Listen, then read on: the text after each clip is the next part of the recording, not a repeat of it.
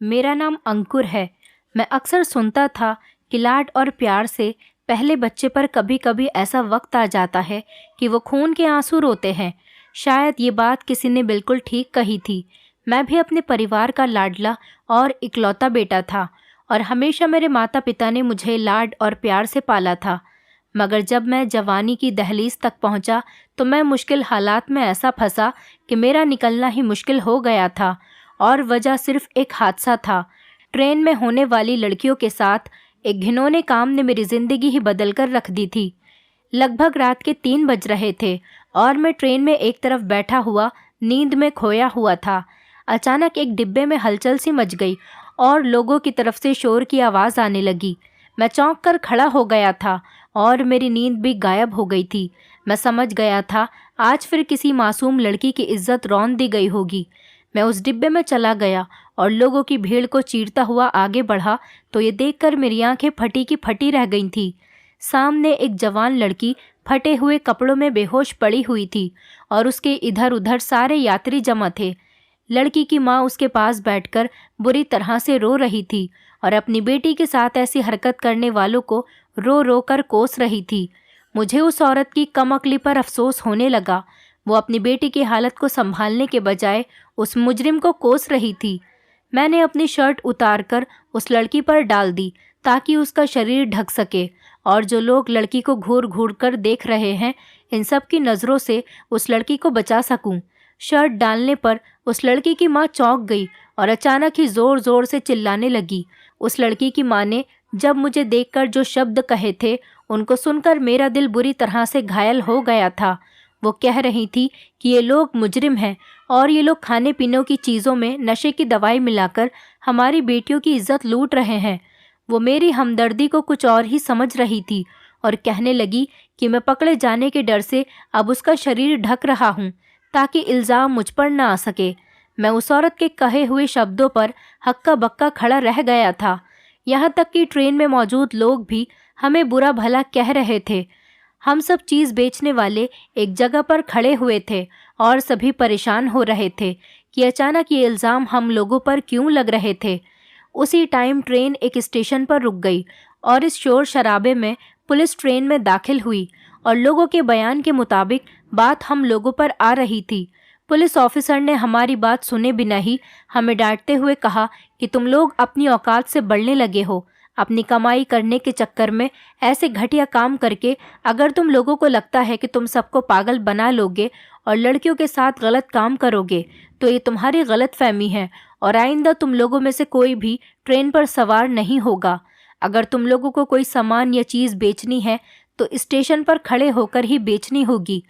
Police officer के इस फैसले ने हमारे होश उड़ा दिए थे और हमारी परेशानी हद से ज़्यादा बढ़ गई थी। मैं तो अपनी हमदर्दी पर खुद को ही बुरा भला कहने लगा था, क्योंकि ये दुनिया किसी भलाई करने वाले का एहसान नहीं मानती, बल्कि उल्टा मदद करने वाले पर ही इल्ज़ाम लगा दिए जाते हैं। हम लोगों ने अपनी सफाई में काफ़ी कुछ कहा, लेकिन हमारी किसी ने नहीं सुनी। यहाँ तक कि कोई हमारी परेशानी तक नहीं समझ पा रहा था। हम गरीब लोग थे, आखिर अपनी ही कमाई को खुद ठोकर कैसे मार सकते थे। और उसी स्टेशन पर ही हमें ट्रेन से नीचे उतार दिया गया था। ट्रेन से उतरते टाइम ही मैंने उस लड़की को देखा जिसके साथ ये हादसा हुआ था। वो लड़की होश में आ चुकी थी और रोते हुए अपनी माँ से बात कर रही थी। मैं अपनी शर्ट लेने के लिए उस लड़की के करीब गया तो उसने कुछ ऐसे शब्द कहे थे कि मैं सावधान हो गया था। हम सब ट्रेन से उतर आए थे, मगर उस लड़की के शब्द मेरे दिमाग में बैठ गए थे। वो मेरी ज़िंदगी का सबसे मुश्किल टाइम था। मेरा काम ख़त्म हो गया था और मैं कोई कमाई करने के काबिल नहीं रहा था। मैं एक गरीब परिवार से बिलोंग करता था। मेरे पिता दादाजी, हमारे घर में यही काम होता था। सब लोग एक जैसा ही काम करते थे और कारोबार का भी एक ही रास्ता था कि हम ट्रेन में सवार यात्रियों को खाने पीने की चीज़ बेचकर अपनी कमाई करते थे। मैं 5 बहनों का इकलौता भाई था। मेरे माता पिता ने मेरी हर डिमांड पूरी की थी।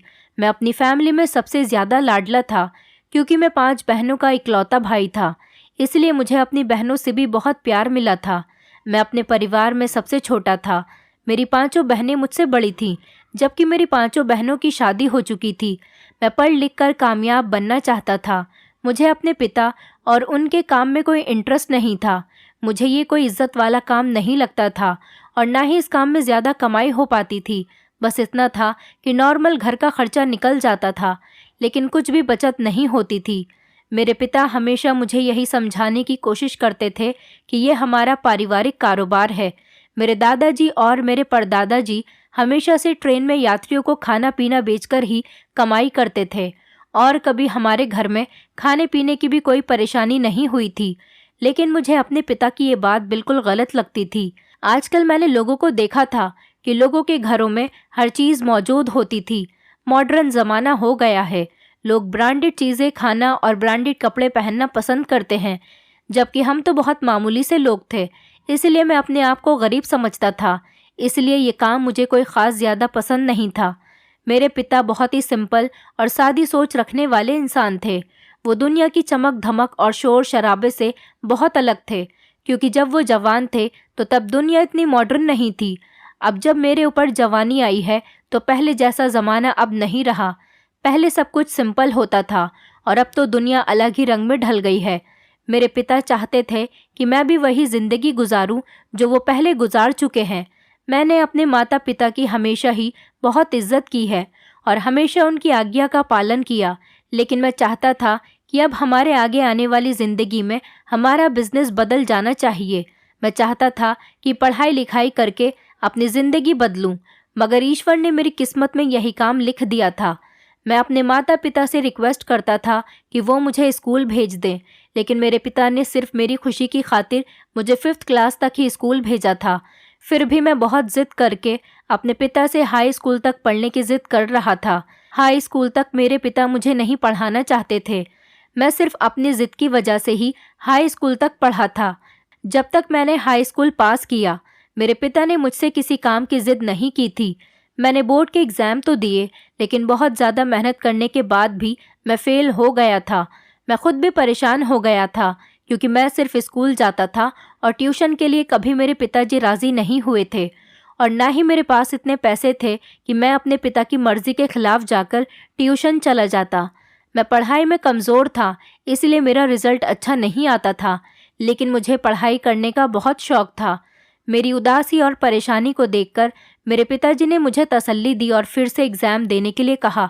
मेरे पिताजी नहीं चाहते थे कि कभी मेरी ज़िंदगी में इस बात को लेकर पछतावा रहे। कि मेरे माता पिता ने मुझे परमिशन दी तो मैंने फिर से मेहनत करना शुरू कर दी, मगर मेरे भाग्य में ही शिक्षा नहीं लिखी हुई थी। अगली बार भी बोर्ड के एग्ज़ाम से कुछ दिन पहले ही मैं अपनी छत से अचानक ही पैर फिसलकर नीचे गिर गया था। भगवान का शुक्र था कि उसने मेरी ज़िंदगी लिख दी थी। वो हादसा मेरे लिए इतना ख़तरनाक था कि मेरी जान तो बच गई थी और मुझे ठीक होने में लगभग 1-1.5 महीना लग गया था। डॉक्टर ने मुझे पूरी तरह से आराम बताया था और मैं चाहकर भी अपने एग्ज़ाम नहीं दे पाया था। मेरा दिल इस हादसे के बाद से ही बहुत बुरा हो चुका था। उसके बाद मुझे माता पिता ने पढ़ने का कहा तो मैंने साफ इनकार कर दिया। मेरे पिता मुझे पढ़ाई करने के लिए मना तो करते थे, लेकिन जब मैं ज़िद किया करता था तो वो मेरी हाँ में हाँ मिला दिया करते थे, क्योंकि मैं उनका इकलौता लाडला बेटा था और वो मेरी हर बुरी बात को भी अच्छा समझ लिया करते थे।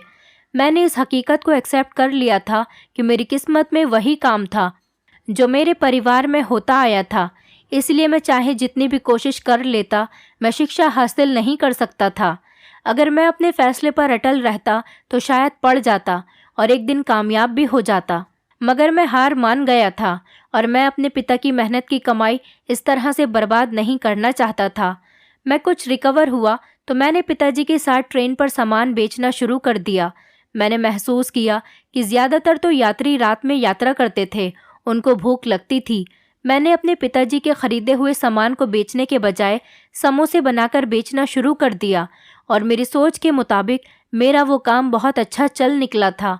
मैंने अब अपनी किस्मत को अच्छा समझना शुरू कर दिया था और अपने काम में इंटरेस्ट लेने लगा था और खूब दिल लगाकर अपना काम शुरू कर दिया था। मैं रोज़ रात को समोसे बनाकर ट्रेन में सवार हो जाता और तेज़ आवाज़ में गरम समोसे करके थके हारे यात्रियों को गरम समोसे बेच देता था और पैसे कमाता था। मेरा घर इसी खर्चे पर चलता था। मेरे पिताजी भी मुझे इस काम में इंटरेस्ट लेता हुआ देखकर बेफिक्र हो गए थे। मुझे पहले लगता था कि ये काम बिल्कुल फ़ायदेमंद नहीं होता, मगर मैं जब खुद कमाने लगा तो मुझे अंदाज़ा हुआ कि मेहनत से जो काम भी किया जाए उसमें कभी निराशा नहीं मिलती। मेरे पिता की कमाई इतनी कम भी नहीं थी। हमने इसी कमाई से अपने किराए के मकान को अपना कर लिया था। हमारा घर बहुत छोटा था, मगर फिर भी हालात किसी न किसी तरह से गुजर ही रहे थे। मेरे पिताजी ने मेरी बहनों की शादियां भी मामूली तौर से कर दी थी और हम बहुत सुकून भरी जिंदगी गुजार रहे थे। मेरी 5 बहनें भी अपनी ससुराल में बहुत खुश थीं।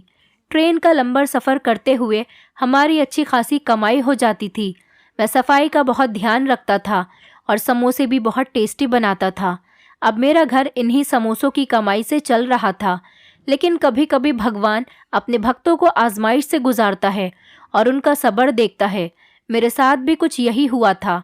जब मैं अपनी कमाई से खुश होने लगा था तब मेरा काम बंद हो गया, क्योंकि अचानक ट्रेन में ऐसा हादसा होने लगा कि सब यात्री डरने लगे और ट्रेन पर यात्रियों की तादाद भी कम होने लगी थी। मैं पहले तो समझ नहीं पाया, मगर जब मुझे हालात बुरे होते नजर आए तो अंदाज़ा हो गया था और मेरा दिल बुरी तरह से उदास हो गया था, क्योंकि ट्रेन में लगभग रोज़ किसी न किसी लड़की के साथ गलत काम होने लगा था।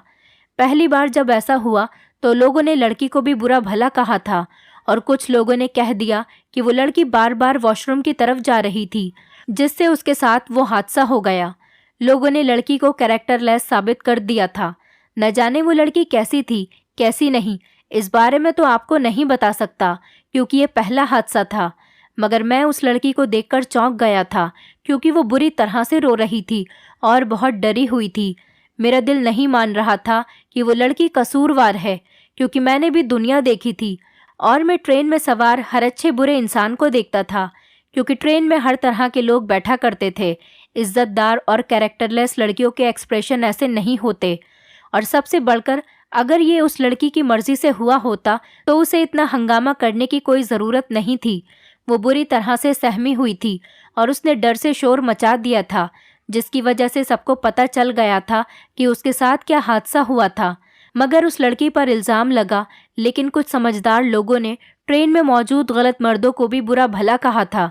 इस बात से किसी को कोई फ़र्क नहीं पड़ा था और फिर वो फैमिली अपना स्टेशन आने पर ट्रेन से उतर गई थी। उस दिन वो बात काफ़ी फेमस हो गई थी। मेरा दिल इस लड़की के लिए बहुत अफसोस करने लगा था, लेकिन मैं कुछ नहीं कर सकता था। मुझे लगा ये बात कुछ टाइम के बाद दब जाएगी, मगर अगली रात फिर से ट्रेन पर वही हादसा हुआ था और इस बार लड़की ने शोर नहीं मचाया था, बल्कि लड़की की हालत को देखकर ट्रेन में मौजूद किसी दूसरे यात्री औरत ने शोर मचा दिया था। लड़की की कंडीशन काफ़ी सीरियस हो गई थी। न जाने उसकी ये हालत किसने की थी और आरोपी का इस बार भी पता नहीं चल सका था। और उस लड़की के फैमिली वाले भी अपना स्टेशन आते ही ट्रेन से उतर गए थे। फिर इसी तरह से होता चला गया था। एक के बाद एक लड़कियों के साथ ऐसे हादसे ट्रेन में हो रहे थे और रोज़ ट्रेन में हंगामा होता जा रहा था और किसी न किसी लड़की की इज्जत के साथ रोज़ खिलवाड़ होने लगा था। हर शहर के ढेरों यात्रियों में से आरोपी को ढूंढना बहुत मुश्किल काम था, मगर ये तय हो गया था कि ये जो कोई भी था वो रोज़ाना ट्रेन में यात्रा कर रहा था या फिर वो ट्रेन पर मौजूद पुलिस कांस्टेबल में से ही कोई एक था। हर बार लड़की ट्रेन के वॉशरूम में ही पाई जाती थी और उसकी हालत बहुत सीरियस होती थी। अब लगातार इस हादसे पर यात्रियों ने पुलिस को एक्शन लेने के लिए कहा था और पुलिस भी परेशान हो गई थी कि ट्रेन में लगातार होशियार रहकर भी पुलिस आरोपी को पकड़ने में नाकाम रह जाती थी। रात को यात्रा करने वाले लोगों को वॉशरूम जाना पड़ता था तो उन लोगों को रोका भी नहीं जा सकता था।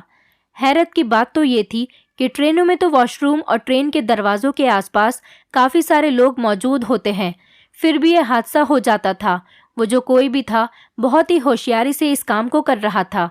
यात्रियों में डर पैदा होने लगा था और ट्रेन में चारों तरफ लोग इसी हादसे के बारे में बातें करते हुए पाए जाते थे।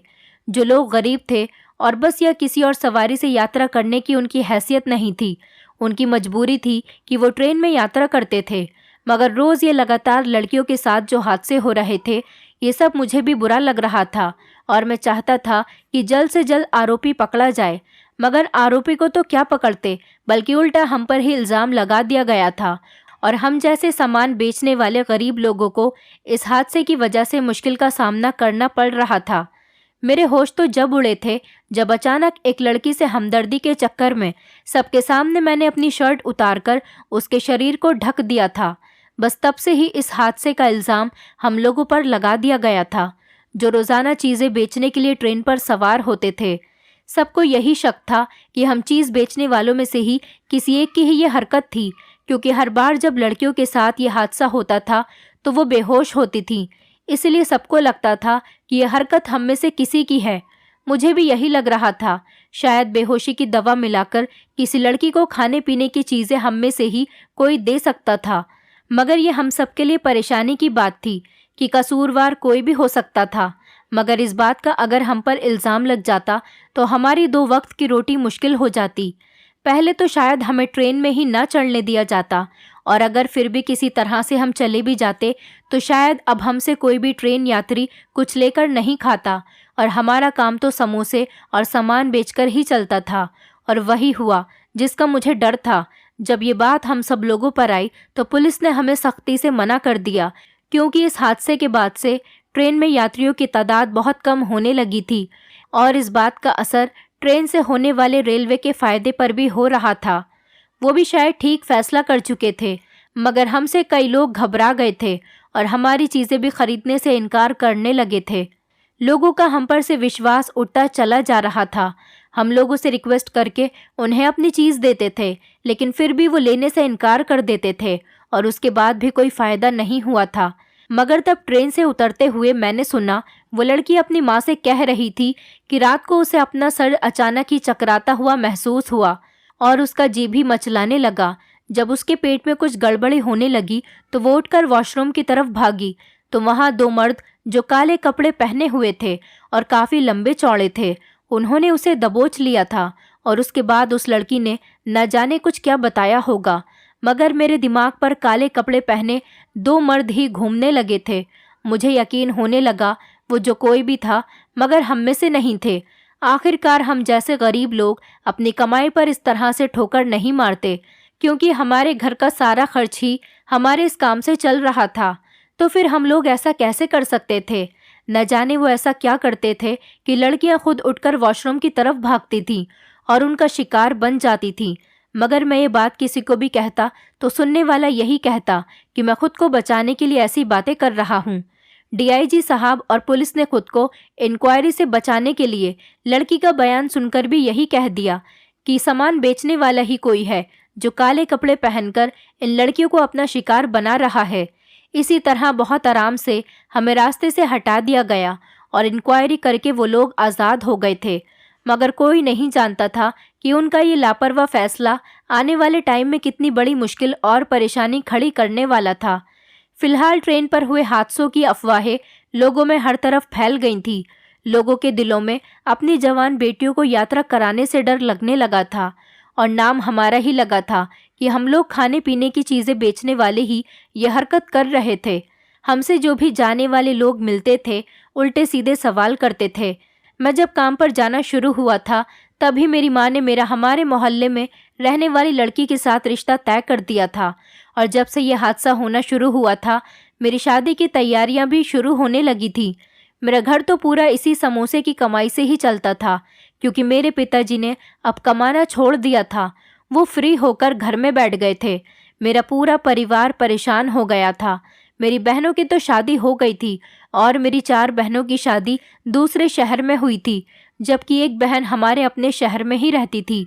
और मेरे माता पिता की भी अब तबीयत खराब रहने लगी थी। मेरी माँ भी हमेशा बीमार रहती थी, उनकी भी दवाई चलती रहती थी, और मेरी शादी भी सर पर थी। मेरे पास अब फूटी कौड़ी नहीं बची थी, क्योंकि हमारा ये ट्रेन में सामान बेचने वाला काम ऐसा ही था, सिर्फ खर्च ही होता था, बचत कोई नहीं होती थी। अगर कुछ बचा हुआ होता तो वो इस मुश्किल वक्त में काम आ सकता था। हम अब ऐसी हालत में किसी से बार बार मदद भी नहीं ले सकते थे। मेरे पिताजी का परेशानी से बुरा हाल रहने लगा था। मजबूरन मेरी माँ को समझाकर मैंने शादी कुछ महीनों के लिए रुकवा दी थी। मेरी माँ इस बात पर बहुत ज़्यादा परेशान रहने लगी थी। वो घबराई हुई थी, क्योंकि जब मेरे हालात देखकर माँ ने मेरी शादी रोकी तो मेरे ससुराल वाले भी सोच में पड़ गए थे। मेरे ससुर ने दबे दबे शब्दों में ये भी कह दिया था कि शायद अब मुझे दोबारा काम नहीं मिलेगा। सच तो ये था कि इन लोगों ने जब से अफवाहें सुनी थी तब से ही वो लोग परेशान रहने लगे थे और उनको वहम सताने लगा था। लड़की वालों को ऐसा लगता था कि उनकी बेटी के लिए मुझ जैसा लड़का ठीक नहीं रहेगा।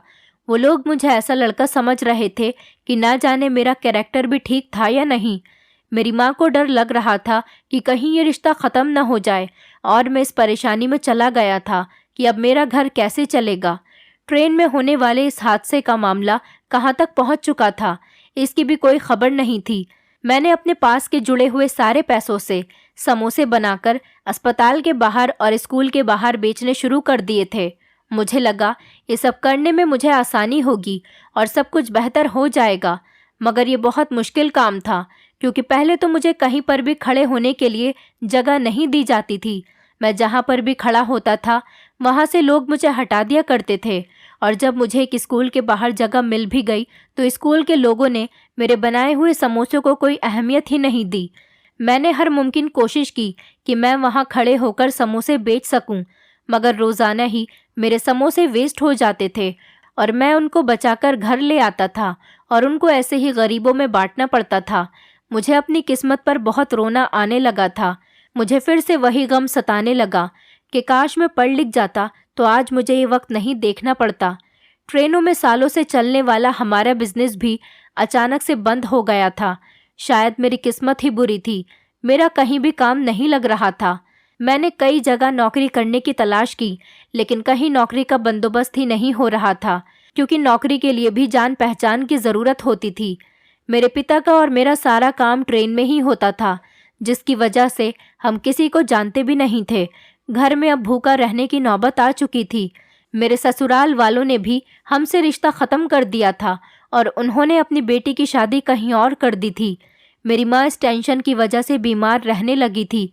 मेरे पिता भी सर झुकाकर एक कोने में बैठे रहते थे।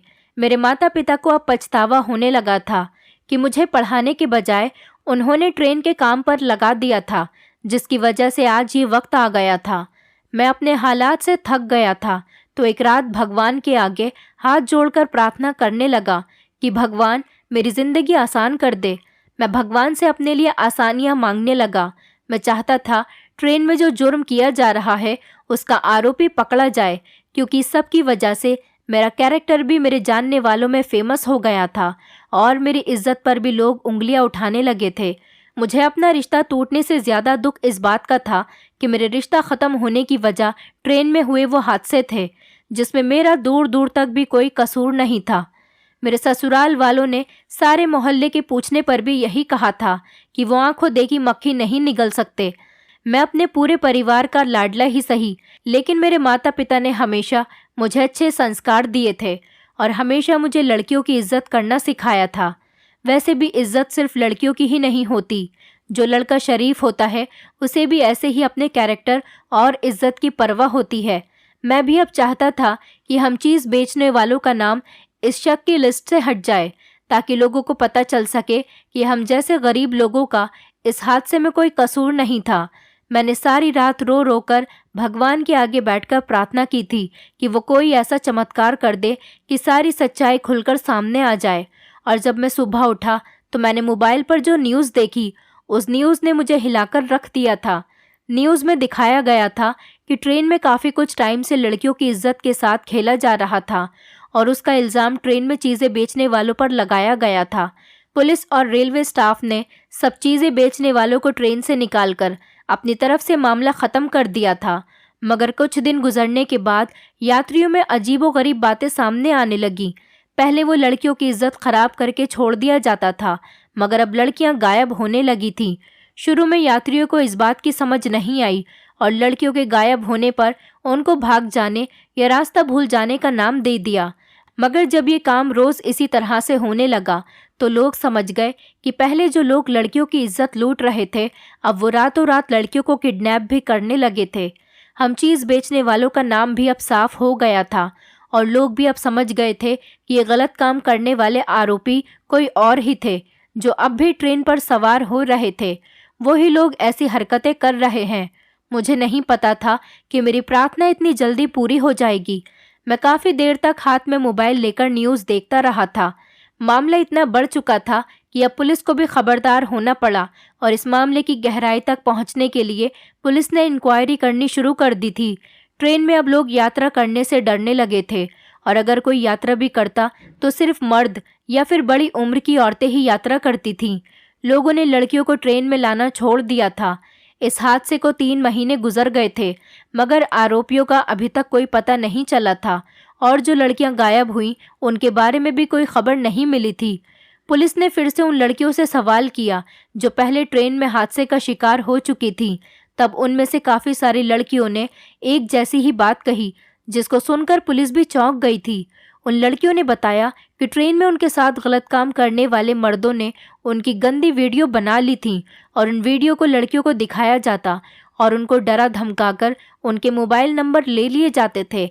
बाद में उन लड़कियों को ब्लैकमेल करके वो उनसे अपना बिजनेस चलाने लगे थे और लड़कियों को 10-15 दिन के बाद किसी न किसी जगह पर एड्रेस देकर उन्हें बुलाया जाता था और उन्हें रात भर के लिए किसी न किसी के हवाले करके उनसे पैसे कमा रहे थे। लड़कियों से उन जगह के बारे में पूछा गया जहां पर वो लड़के उनको बुलाते थे तो उन्हें नॉर्मल से ही रेस्टोरेंट या फिर होटल के रूम में बताया था जिससे कुछ भी पता नहीं चल सका था। इस केस को चलते हुए जब कुछ महीने गुजर गए थे और सबूत नहीं मिले तो लोग मायूस होने लगे थे। इन हादसों पर अब पर्दे पड़ने लगे थे। लोग धीरे धीरे सब कुछ भूलने लगे थे जब अचानक एक दिन पुलिस वालों को एक अनजान कॉल आई थी जो कि एक गुम होने वाली लड़की ने की थी। वो लड़की कुछ महीने पहले ट्रेन से ही गायब हो गई थी। उस लड़की ने पुलिस वालों को कुछ ऐसा बताया जिससे ये पूरा केस सुलझ सकता था और आरोपी तक भी आसानी से पहुंचा जा सकता था। पुलिस वाले इस कॉल पर फौरन ही खबरदार हो गए थे और बहुत खामोशी से लड़की के बताए हुए एड्रेस पर पहुंच गए थे। कुछ दिनों बाद पूरी बात खुलकर लोगों के सामने आ गई थी और लोगों पर लड़कियों के गायब होने और उनके साथ जो गलत किया जा रहा था उस पूरे केस की जो सच्चाई खुली वो सबके होश उड़ा गई थी। लोग खबरों में सब देखकर घबरा गए थे। मैं भी अफसोस से सारी डिटेल देख रहा था। पुलिस वालों को इस लड़की ने एक कोठे से कॉल की थी। वो 2 मर्द हर बार काले कपड़े पहनकर ट्रेन में सवार हो जाते थे और रात के टाइम पर बड़ी खामोशी हो जाने पर और सब लोगों के सो जाने पर यात्रियों के करीब से गुजरते हुए जहां जवान लड़कियां उन्हें दिखाई देती नशे की दवाई उन लड़कियों की तरफ स्प्रे कर देते थे। इस दवाई के असर पर लड़कियों का जी मचलाने लगता था और उनके पेट में गड़बड़ी शुरू हो जाती थी और उनकी तबीयत खराब होने पर उठकर वो सीधी वॉशरूम की तरफ भागती थी। वो मर्द पहले ही वॉशरूम के अंदर बड़ी खामोशी से छुपकर खड़े हो जाते थे और जैसे ही लड़की वॉशरूम के अंदर जाती वो उसे अपना शिकार बना लेते थे। चलती हुई ट्रेन के शोर और सोए हुए यात्रियों को इस बात की खबर ही नहीं हो पाती थी। वो काले कपड़ों वाले मर्द रात को अपना काम करते ही ट्रेन से उतर जाते थे, इसलिए सुबह तक जब लड़कियों की हालत लोगों के सामने आती तब तक वो फरार होकर भाग चुके होते थे और कोई उनको पकड़ ही नहीं सकता था। वो खुलेआम अपना काम कर रहे थे और किसी को इस बात की खबर तक नहीं हुई थी। लड़कियां भी उनके बारे में कुछ नहीं जान सकती थीं कि किसी को बता पाएं और वो मर्द बाद में उन लड़कियों को ब्लैकमेल करते रहते थे। तभी लोगों के सामने बदनाम होने के डर से उन्होंने अपने मुंह बंद किए हुए थे।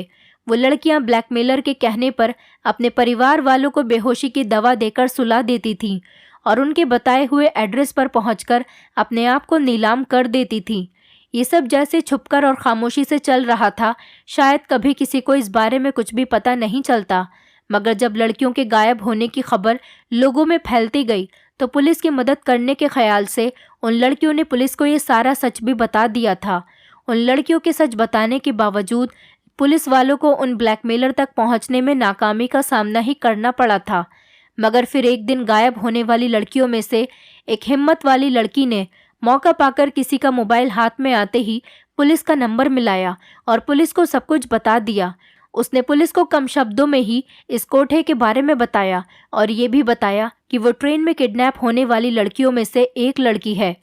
पुलिस ने लड़की के बताए हुए कोठे पर जब अचानक से छापा मारा तो कोठा चलाने वाले सारे मर्द और औरतों को पकड़ लिया गया जो इस काम में शामिल थे और उन्हीं में से वो 2 मर्द भी शामिल थे जो ट्रेन में लड़कियों की इज्जत के साथ खेल रहे थे। कोठे में से वो सब लड़कियां मिल चुकी थीं जो ट्रेन पर यात्रा के दौरान किडनैप कर ली गई थीं। पुलिस ने इंक्वायरी की तो पता चला कि वो एक ही परिवार था जिसके मर्द और औरत मिलकर ये धंधा चला रहे थे। वो अपने पास के इलाकों की लड़कियों पर हाथ डालकर लोगों की नज़र में नहीं आना चाहते थे, इसलिए उन्होंने ट्रेन में यात्रा करने वाली लड़कियों को सिलेक्ट किया। वो बाद में उन लड़कियों से सारी इन्फॉर्मेशन लेते और फ़ोन पर ही सारा मामला तय करके उन लड़कियों को उनके शहरों के अय्याश मर्दों को बेचकर पैसा कमाने लगे थे। मगर फिर इस चीज़ से भी उनका पेट नहीं भरा, तो उन्होंने लड़कियों को किडनैप करके एक खुफिया कोठरी में बंद करना शुरू कर दिया। और जब लड़कियों की तादाद बढ़ने लगी तो उन्होंने उस कोठरी को बड़ा सा कोठा बनवा दिया और वहाँ पर लड़कियों को बेचना शुरू कर दिया और खूब सारा पैसा कमाने लगे। उस एक लड़की की हिम्मत ने सबको बचा लिया था। पुलिस ने उन सबको पकड़ लिया और लड़कियों का नाम किसी के भी सामने लाए बिना खामोशी से उन्हें उनके घर वालों के हवाले कर दिया गया था। मैं इस सब के बाद भी अब ट्रेन में समोसे नहीं बेचना चाहता था। मैंने अपनी माँ से बात की तो उन्होंने मेरी शादी के लिए जो मेरी पत्नी के लिए जेवर बनवाए थे वो बेचकर मुझे पैसे दे दिए और मैंने एक जगह पर एक छोटी सी दुकान खोल ली जिस पर मैं समोसे बनाकर बेचने लगा। मैंने ये काम गर्मियों में शुरू किया था। मैंने अपनी दुकान पर समोसे के साथ साथ कोल्ड ड्रिंक्स, चिप्स, नमकीन वगैरह हर चीज़ के आइटम रख लिए थे और इसी तरह से मेरी दुकान भी अच्छी चल रही थी। मेरी इस दुकान को बनाने पर उम्मीद से भी ज़्यादा मेरे पास पैसे आने लगे थे। शायद भगवान ने मेरी प्रार्थना सुन ली थी और मेरी ज़िंदगी पलटकर रह गई थी। मेरे समोसे इतने फेमस हो गए थे कि लोग मेरी दुकान पर समोसे खाने के लिए आते थे। और फिर कुछ महीनों बाद जब मेरी आमदनी और ज़्यादा होने लगी तो मैंने छोटी सी दुकान को बड़ा सा कैंटीन कर लिया जहाँ पर लोग बैठकर समोसे और चाय पीने लगे थे और कोल्ड ड्रिंक के मौसम में कोल्ड ड्रिंक पीते और आइसक्रीम के मौसम में आइसक्रीम खाते। और मैंने अपने कैंटीन में 2 नौकर भी रख लिए थे जो कस्टमर को समोसे सर्व करते हैं। अब धीरे धीरे मेरे घर के हालात भी बेहतर हो गए थे, सब कुछ ठीक हो गया था। इसी तरह से मेरी शादी भी एक अच्छी और समझदार लड़की के साथ हो गई। अब मेरी ज़िंदगी बहुत अच्छी गुजर रही है और मैं अपनी फैमिली और पत्नी के साथ बहुत ज़्यादा खुश हूँ। दोस्तों, उम्मीद करती हूँ आपको हमारी कहानी पसंद आई होगी। कहानी पसंद आई है तो वीडियो को लाइक करें, चैनल पर नए हैं तो चैनल को सब्सक्राइब करें और हाँ, नोटिफिकेशन बेल को ज़रूर दबाएं ताकि अगली अपडेट सबसे पहले आपको मिले।